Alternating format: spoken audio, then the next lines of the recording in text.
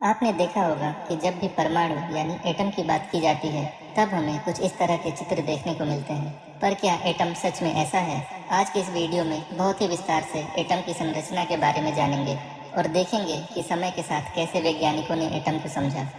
तो एटम शब्द असल में ग्रीक भाषा के शब्द एटमोस से लिया गया है, जिसका मतलब होता है जिसे काटा ना जा सके। 19वीं सदी के प्रारंभ में जॉन डाल्टन नाम के एक वैज्ञानिक ने बहुत सारे प्रयोगों से निष्कर्ष निकाला कि एटम किसी भी चीज़ की सबसे छोटी इकाई है। मतलब कोई भी चीज़ एटम से मिलकर बनी होती है और ये एटम्स भी अलग अलग प्रकार के होते हैं जिनका भार अलग अलग होता है। अब आते हैं सन 1897 में जे थॉमसन नाम के एक वैज्ञानिक ने एक ग्लास ट्यूब ली और उसमें से बहुत सारी हवा खींच के निकाल दी और ट्यूब के एक सिरे पर फ्लोरोसेंट स्क्रीन लगा दी। अब उन्होंने ट्यूब के अंदर इस तरह से दो मेटल की प्लेट लगाई। इस प्लेट को कैथोड कहते हैं और इसे एनोड। इसके बाद उन्होंने दोनों मेटल प्लेट को इस तरह से बैटरी से जोड़ दिया। उन्होंने देखा कि फ्लोरोसेंट स्क्रीन चमकने लगी। इसका मतलब कि निगेटिव छोर से जुड़ी प्लेट यानी कैथोड से कुछ पार्टिकल निकल के पॉजिटिव छोर की तरफ जाते हैं और इस छेद से होते हुए फ्लोरोसेंट स्क्रीन पर पड़ते हैं। इन पार्टिकल्स को कैथोड रे का नाम दिया गया था, क्योंकि उस समय किसी को पता नहीं था कि ये असल में क्या है। अब उन्होंने दो और मेटल प्लेट लगाई और उन्हें भी एक छोटी बैटरी से जोड़ दिया। उन्होंने देखा कि अब कैथोड रे निगेटिव वाली प्लेट से दूर जा रही है। इसका मतलब कैथोड रे पर निगेटिव चार्ज है, क्योंकि समान चार्ज एक दूसरे को दूर ढकेलते हैं। उन्होंने इस विस्थापन को मापा और पाया कि कैथोड रे असल में पार्टिकल से बना है जो एटम से भी बहुत छोटे हैं और उन पर निगेटिव चार्ज है। इसका मतलब कि एटम, जिसे अभी तक सबसे छोटी इकाई माना जाता था, उसके अंदर और भी छोटे पार्टिकल्स होते हैं। इन पार्टिकल्स को इलेक्ट्रॉन का नाम दिया गया। अब थॉमसन ने सोचा कि इलेक्ट्रॉन पर तो निगेटिव चार्ज है, पर पूरे एटम पर कोई चार्ज नहीं होता। इस आधार पर उन्होंने बताया कि एटम एक तरबूज की तरह है, जिसमें पूरा तरबूज पॉजिटिव चार्ज होता है और इसमें इलेक्ट्रॉन्स तरबूज के बीज की तरह बिखरे रहते हैं। इसे थॉमसन का वाटरमेलन मॉडल या प्लम पुडिंग मॉडल बोला जाता है। अब आते हैं सन 1911 में अर्नेस्ट रदरफोर्ड नाम के एक वैज्ञानिक अल्फा पार्टिकल्स का कुछ एक्सपेरिमेंट कर रहे थे। इन पार्टिकल्स पर पॉजिटिव चार्ज होता है और इनका भार इलेक्ट्रॉन से लगभग 7200 गुना ज़्यादा होता है।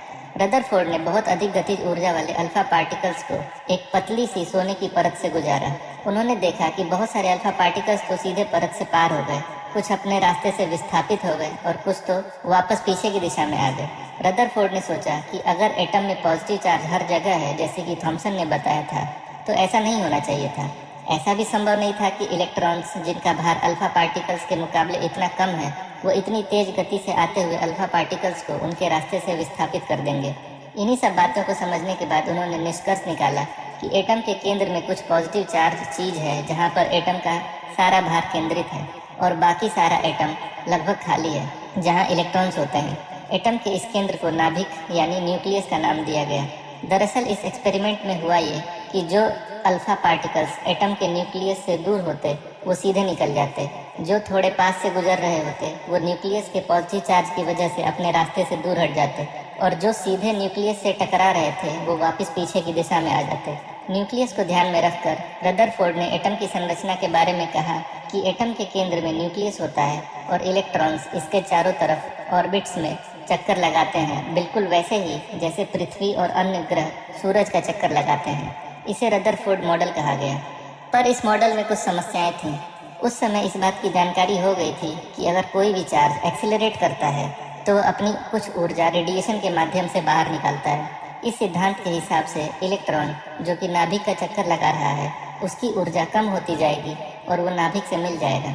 ऐसा होता रहा तो एटम के सारे इलेक्ट्रॉन्स नाभिक से जुड़ जाएंगे और एटम ही नहीं रहेगा।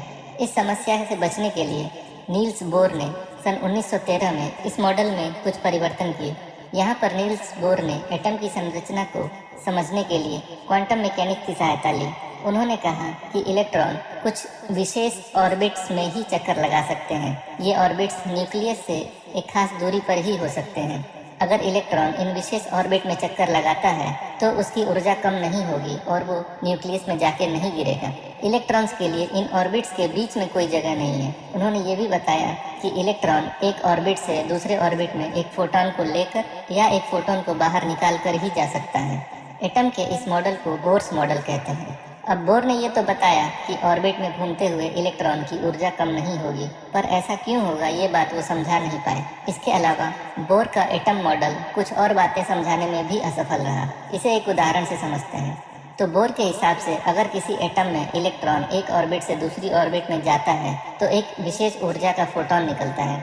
अब इस एटम पर एक मैग्नेटिक फील्ड लगा दिया गया और देखा गया कि पहले वाले फोटोन के अलावा 2 फोटोन और भी निकले जिनकी ऊर्जा पहले वाले फोटोन के आसपास ही थी। इसे देखकर ऐसा प्रतीत हुआ जैसे बोर द्वारा सुझाए गए ऑर्बिट के पास 2 और ऑर्बिट भी थे जहां से इलेक्ट्रॉन दूसरी ऑर्बिट में जा सकता था।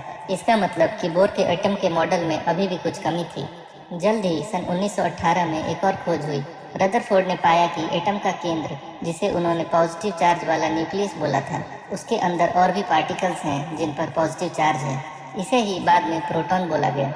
सन 1924 में वैज्ञानिक लुई डी ब्रोगली ने बताया कि हर एक पार्टिकल तरंग यानी वेव की तरह भी व्यवहार करता है। तो अगर इलेक्ट्रॉन भी वेव की तरह व्यवहार करता है तो वो किसी एटम की ऑर्बिट में तभी रह सकता है जब उस ऑर्बिट की परिधि इलेक्ट्रॉन के वेवलेंथ के पूर्णांक गुणज यानी इंटीजर मल्टीपल के बराबर हो। इसको ऐसे समझते हैं, यानी कि ऐसी अवस्था मान्य नहीं होगी। अब एरविन श्रोडिंगर नाम के एक वैज्ञानिक ने सोचा कि अगर इलेक्ट्रॉन वेव की तरह व्यवहार कर रहे हैं तो उनके लिए एक वेव इक्वेशन होनी चाहिए जो उन वेव्स के व्यवहार को तीनों दिशाओं में समझने में सहायता करे। सन 1926 में उन्होंने ये इक्वेशन दी जिसे श्रोडिंगर इक्वेशन के नाम से जाना जाता है। आज भी इसे क्वांटम मैकेनिक्स की सबसे महत्वपूर्ण इक्वेशन माना जाता है। इस इक्वेशन में साई इलेक्ट्रॉन के वेव फंक्शन को दर्शाता है। हालांकि श्रोडिंगर इक्वेशन से इलेक्ट्रॉन के वेव फंक्शन की गणना की जा सकती है, पर यह इक्वेशन ये नहीं बताता कि वेव फंक्शन असल में क्या चीज़ है। इसे समझाया मैक्स बॉर्न नाम के एक वैज्ञानिक ने। उन्होंने कहा वेव फंक्शन साई का कोई महत्व नहीं है, पर साई स्क्वायर इलेक्ट्रॉन के किसी स्थान पर होने की संभावना बताता है। तो अब समझते हैं कि बोर द्वारा दिए गए एटम के मॉडल में क्या परिवर्तन आया। पहले तो ये कि बोर ने जिन ऑर्बिट की बात की थी वो 2 डायमेंशनल थे, मतलब कि एक प्लेन में। पर यहाँ श्रोडिंगर ने कहा कि इलेक्ट्रॉन वेव 2 नहीं बल्कि 3 डायमेंशन में है, किसी गोले के जैसे। साथ ही हम इलेक्ट्रॉन को गोल सा दिखने वाला पार्टिकल नहीं मान सकते, बल्कि इलेक्ट्रॉन को हमें एक वेव फंक्शन की तरह समझना होगा। अब साई स्क्वायर जो इलेक्ट्रॉन होने की सिर्फ संभावना बताता है, उसके अनुसार इलेक्ट्रॉन इस गोले में कहीं भी हो सकता है। साई स्क्वायर से हम ये पता कर सकते हैं कि किसी जगह पर इलेक्ट्रॉन होने की संभावना कितनी है, जैसे यहाँ पर संभावना कम है और यहाँ पर ज़्यादा। पर अगर पूरे गोले की बात करें तो इस बात की पूरी संभावना है कि इलेक्ट्रॉन इस गोले में ही है। इस गोले को ऑर्बिटल कहा जाता है। तो जैसे बोर मॉडल में अलग अलग ऑर्बिट होते हैं, वैसे ही हर ऑर्बिट के हिसाब से ऑर्बिटल्स होते हैं। जैसे पहले ऑर्बिट की जगह एक ऑर्बिटल जिसे एस ऑर्बिटल कहते हैं, दूसरे ऑर्बिट की जगह एक एस के साथ 3 पी ऑर्बिटल भी होते हैं, तीसरे ऑर्बिट की जगह एक एस, 3 पी और 5 डी ऑर्बिटल होते हैं। ऐसे जैसे जैसे आगे बढ़ते जाते हैं और भी ऑर्बिटल्स जुड़ते जाते हैं। सन 1932 में एक और खोज हुई। जेम्स चैडविक ने बताया कि एटम के न्यूक्लियस में प्रोटॉन के साथ साथ एक और पार्टिकल है जिस पर कोई भी चार्ज नहीं होता। इसे न्यूट्रॉन का नाम दिया गया। इतनी सारी खोज के साथ साथ कुछ और भी खोजें हुई जिन्होंने एटम की संरचना समझने में योगदान दिया। इन्हें संक्षेप में समझते हैं। सन 1925 में जॉर्ज हुलेनबेक और सैमुअल गॉडस्मिट ने बताया कि इलेक्ट्रॉन के पास स्पिन की भी प्रॉपर्टी होती है, जिसमें स्पिन की बस 2 वैल्यू हो सकती है, ऊपर या नीचे। मतलब ऐसा प्रतीत होता है जैसे इलेक्ट्रॉन न्यूक्लियस का चक्कर लगाने के साथ साथ खुद भी अपनी धुरी पर घूम रहा हो, जैसे पृथ्वी घूमती है। पर इलेक्ट्रॉन सच में ऐसे घूम रहा है या नहीं, ये बताना संभव नहीं, क्योंकि इलेक्ट्रॉन का आकार इतना छोटा है कि उसके असली आकार का हमें अभी तक भी ज्ञान नहीं। सन 1925 में ही वोल्फगैंग पाउली ने बताया कि किसी ऑर्बिटल में अधिकतम 2 इलेक्ट्रॉन ही रह सकते हैं, और वो भी तब जब दोनों की स्पिन विपरीत दिशा में हो। सन 1927 में हाइजेनबर्ग नाम के एक वैज्ञानिक ने एक बहुत ही महत्वपूर्ण सिद्धांत दिया जिसे हाइजेनबर्ग अनसर्टेनिटी प्रिंसिपल के नाम से जाना जाता है। अगर हम इलेक्ट्रॉन की बात करें तो इस सिद्धांत के अनुसार अगर किसी समय पर हमें ये पता है कि इलेक्ट्रॉन कहाँ पर है, तो उस समय हम निश्चित रूप से ये नहीं बता सकते कि उसका संवेग यानी मोमेंटम क्या होगा। ऐसे ही अगर हमें संवेग की जानकारी है तो हम इलेक्ट्रॉन का स्थान निश्चित रूप से नहीं बता सकते। तो अब इतनी सारी जानकारी के बाद आखिरी में समझते हैं कि एटम की संरचना कैसी है।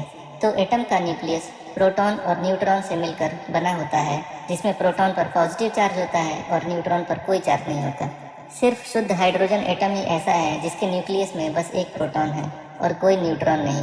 किसी भी एटम में जितने प्रोटॉन होते हैं उतने ही इलेक्ट्रॉन होते हैं। ये इलेक्ट्रॉन्स न्यूक्लियस के चारों तरफ ऑर्बिटल्स में मोशन कर रहे होते हैं। ऊर्जा के स्तर के हिसाब से ये ऑर्बिटल्स भी अलग अलग प्रकार के होते हैं, जैसे यहाँ दर्शाया गया है। हर एक ऑर्बिटल में अधिकतम 2 ही इलेक्ट्रॉन हो सकते हैं, और वो भी तब जब उनके स्पिन विपरीत दिशा में हो। इन सारे ऑर्बिटल्स का आकार 3 डायमेंशन में उस क्षेत्र को दर्शाता है जहाँ पर इलेक्ट्रॉन पाए जाने की संभावना है। इसका मतलब हम कभी भी ये निश्चित रूप से नहीं बता सकते कि किसी समय पर इलेक्ट्रॉन उस ऑर्बिटल में कहाँ है।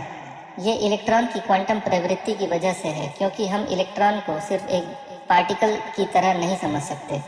तो ये है एटम का मॉडल, जिस पर आज भी वैज्ञानिक सहमत हैं। इसे क्वांटम मैकेनिकल मॉडल या क्लाउड मॉडल भी कहते हैं। हालांकि आपको आज भी ऐसे चित्र देखने को मिल जाएंगे जिनका इस्तेमाल एटम को दर्शाने के लिए किया जाता है। ऐसा इसलिए है क्योंकि लगभग सभी के लिए इस तरह के चित्र से एटम के बारे में समझना आसान हो जाता है। उम्मीद करता हूँ आज की इस वीडियो से आपने एटम की संरचना को समझा होगा। ये भी ध्यान दिया होगा कि कैसे इतने सारे वैज्ञानिकों ने इतने वर्षों तक मेहनत करके एटम को समझा। एटम, जिसके बारे में माना जाता था कि इसे काटा नहीं जा सकता और ये सबसे छोटी इकाई है, उसके बारे में बताया कि एटम भी दूसरे और भी छोटे पार्टिकल से मिलकर बना हुआ है। आपको ये भी बता दें कि न्यूट्रॉन और प्रोटॉन को भी तोड़ा जा चुका है, जिससे पता चला कि इनसे भी छोटे पार्टिकल्स हैं। इनके बारे में हम दूसरे वीडियो में विस्तार से समझेंगे। अगर आपको ये वीडियो पसंद आया तो इसे लाइक करें और हमारे चैनल को सब्सक्राइब ज़रूर करें।